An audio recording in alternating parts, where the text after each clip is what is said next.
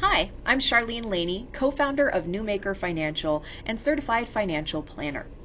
Today I'd like to jump in to talk about somewhat of a current topic.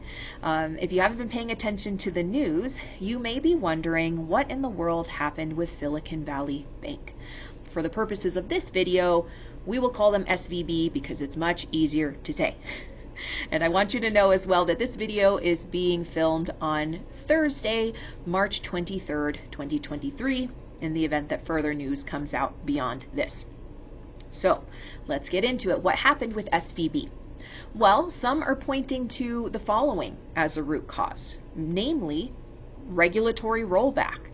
You may have it in your mind in fairly recent memory, the global financial crisis of 2008. And you're probably thinking as well, gosh, didn't the Dodd-Frank laws do a lot to protect us from this sort of thing happening again? And in reality, it's a yes and a no. So a lot of measures were put in place to prevent failures of a bank of this size, including the definition of what is considered too big to fail. Now, in 2018, a new bill actually undid this definition by raising the threshold from $50 billion for the more stringent liquidity and capital requirements up to $250 billion. Now, the result, of course, is that mid-sized banks like SVB suddenly did not have to have as strong of liquidity requirements, liquidity meaning their ability to quickly meet cash obligations, nor capital requirements to be able to absorb losses like those associated with interest rate hikes. And thus, when their depositors rush to pull their funds out, and when we continue to see rate hikes occur for the bond market and for their bond portfolio, SVB simply could not withstand the pressure. Now, we can't ignore as well, outside of this regulatory rollback and the changes that occurred and the less strict requirements that SVB was held to, that there was likely some mismanagement of assets by SVB as well. Let's face it, rate hikes aren't a new thing. It's been on our minds and our mouths for over a year. The question of how quickly is the Fed going to raise rates, the question of how long are they going to continue this Fed tightening cycle, and at the same time, for a portfolio like SVB that has a ton of treasury bonds in it, has other bonds in it, it's no secret that existing bond prices go down in value when we see rates go up.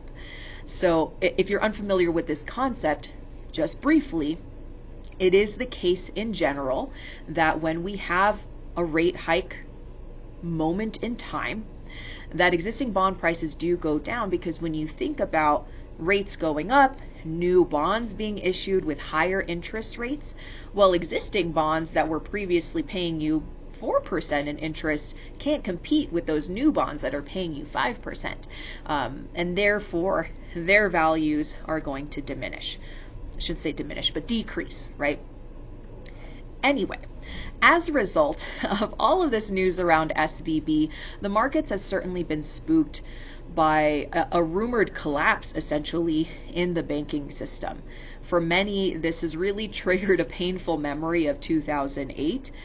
All of that is kind of coming back up, and I think we really saw that reflected in the market volatility over the last couple of weeks. Now, since then, there has actually been some increased optimism in the markets, and you've likely noticed how quickly things have changed. So, is this a sign of a forthcoming collapse? That I can't say. That question is definitely above my pay grade, and I certainly don't have a crystal ball, which none of the economists do either. What we do know is that this is a short-term development, although there may be long-term implications or long-term recovery in some ways required from what happened here. But movements of the market change quickly day to day. And in the long run, your investment in the stock market on a diversified basis from what we've seen in the past, it's historically helped clients grow their portfolios. It's helped them to hedge inflation, particularly when they're able to let go of the illusion of control. This idea that we're able to time the market and to control these externalized factors. Because essentially, you have to be right twice, right? You have to know exactly when to get out of the market. You have to know exactly when to get back into the market. And that's just far too much of a gamble when we think about how important your financial security is and how much your financial future matters. So what we say here is that time in the market is much more important than time in the market. Studies have even shown that just maintaining your investment portfolio and not touching it for the long term, even when we've had global financial crisis like 2008, even when we had the dot-com bubble of 2000-2001, maintaining your investment in the market has always resulted in better results for the vast majority of people. So the question then is, are your investments right for you? Are they appropriate for you? And this is why we advocate as certified financial planner professionals that you do have an extensive holistic plan in place where we're taking into account what's happening for you in the short, intermediate, and long term, and then we allocate your investments based on those things, based on your needs for liquidity, based on your needs for having appropriate capital. So if you have questions about financial planning, certainly let us know. If there are topics we discussed during this video that you'd like to hear more about, more explanation required, let us know. But otherwise, I hope that this has been helpful. And if you haven't yet, please like, share, and subscribe. Thanks for watching.